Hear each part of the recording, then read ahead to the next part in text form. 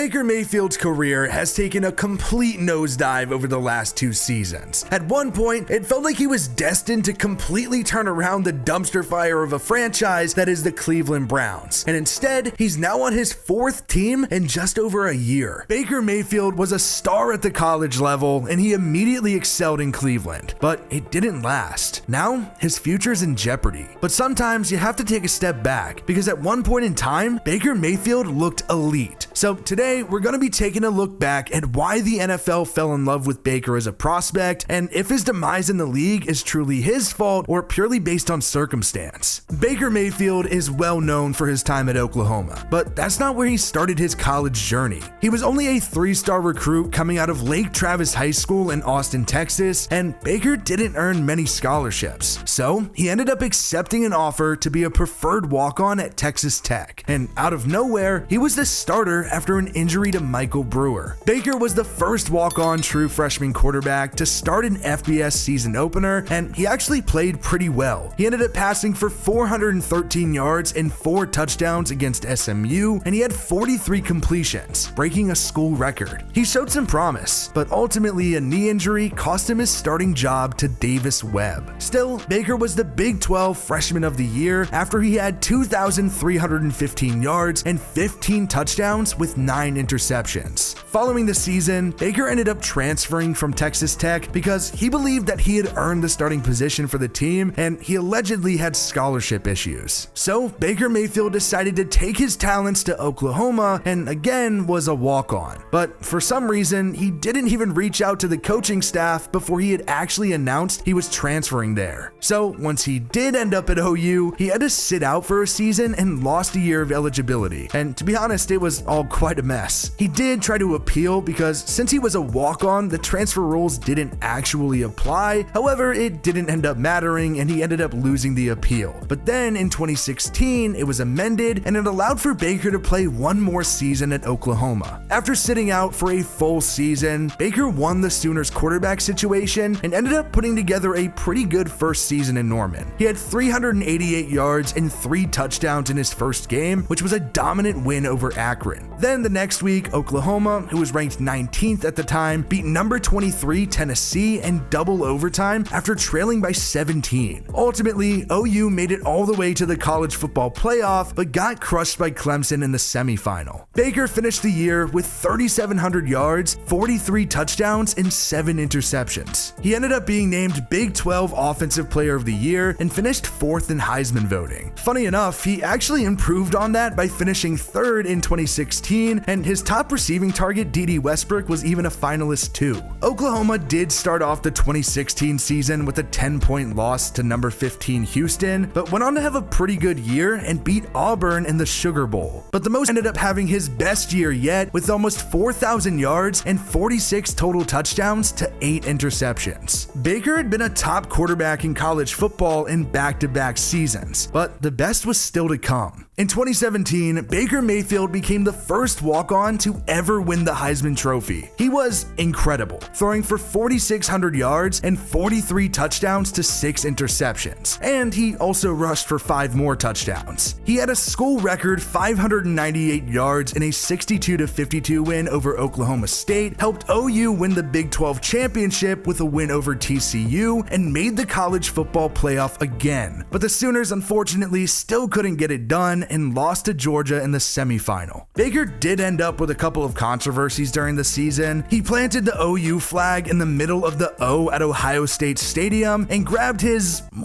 package and mouthed "fuck you" to the Kansas coaching staff and told their fans to go cheer on basketball. Safe to say, it wasn't the best look heading into the NFL draft process. There were definitely some character concerns with Baker Mayfield ahead of the 2018 NFL draft, and it didn't really help that he had been arrested for public intoxication and tried running away from the police the year before. But on the field, he was such a tough, fiery competitor. He showed that he could be smart at Oklahoma and had good touch, a quick delivery, and good enough arm strength. Plus, he was coming off of his best year yet. He really did show a lot of improvements just in 2017. He wasn't exactly the fastest guy, but he definitely knew how to use his legs and could take hits. Baker was bulky, but not very tall at just about 6 foot, and sometimes he'd get a little too carried away and try to play hero ball. And ultimately, I think the biggest worry was really that he was coming from a spread offense and a scheme that made his life super easy. Once he got to the pros, he was gonna have to actually use his football IQ, and the Browns gave him that chance by taking him first overall at the 2018 draft. He was the first of 5 quarterbacks to go in the first round, followed by Sam Darnold, Josh Allen, Josh Rosen, and Lamar Jackson. When Baker Mayfield got to Cleveland, they were a complete disaster. They had gone 1-31 in the past 2 seasons and were literally the laughingstock of the league. But Baker helped turn that around. He ended up coming in week 3 after he replaced an injured Tyrod Taylor, and the Browns were down 14-0 when he came in, and he went on to pass for 200 yards, and the Browns ended up coming all the way back to win 21-17, ending a 19-game winless streak. He started for the first time the following week in what was an overtime loss to the Raiders, but then in week 12, Baker and the Browns beat the Bengals to get their first road win since 2015. Yes, that's literally how bad Cleveland was. The next time they played Cincinnati, Mayfield had arguably his best performance of the season. 284 yards, 3 touchdowns without a single interception in a win. Then the next week, Baker faced off against fellow rookie Lamar Jackson and ended up throwing for 376 yards and 3 touchdowns. But 3 huge interceptions really cost the Browns the game.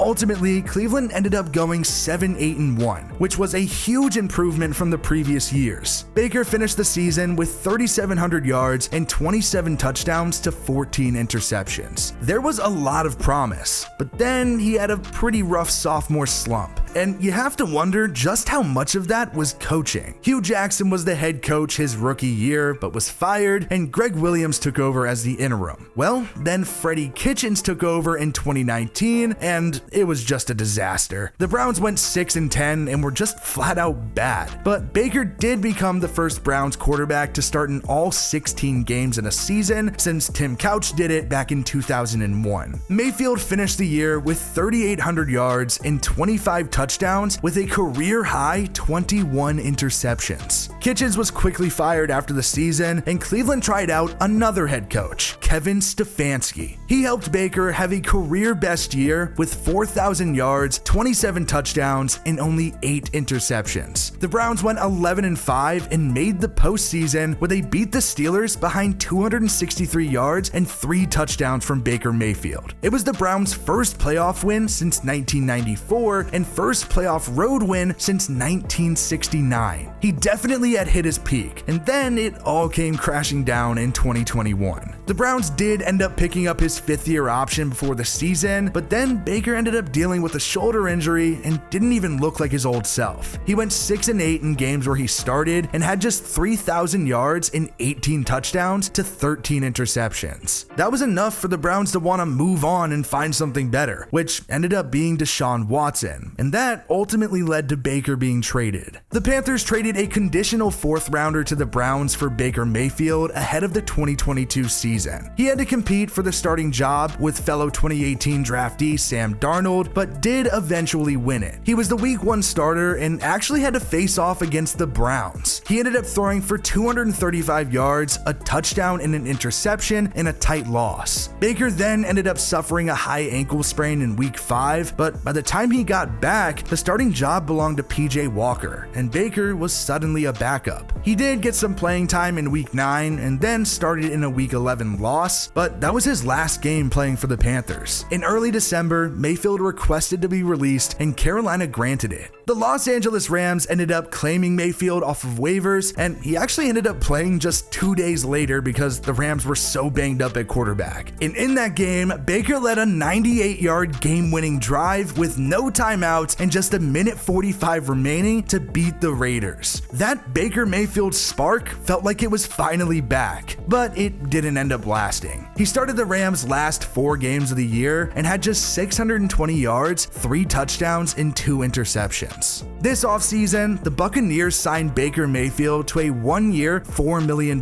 deal. He's now the expected starter to take over after Tom Brady retired again, and Tampa Bay still has a lot of the same pieces that won a Super Bowl a few years ago, but it will still be an uphill battle. At the end of the day, they're one of the only teams that had an opening at quarterback and were willing to give Baker another shot. Baker Mayfield's career probably hasn't gone exactly like he had hoped, but there's a reason why the NFL fell in love with him coming out of college. Now he has one last chance to prove to the league why he's so special, or else his career could be over.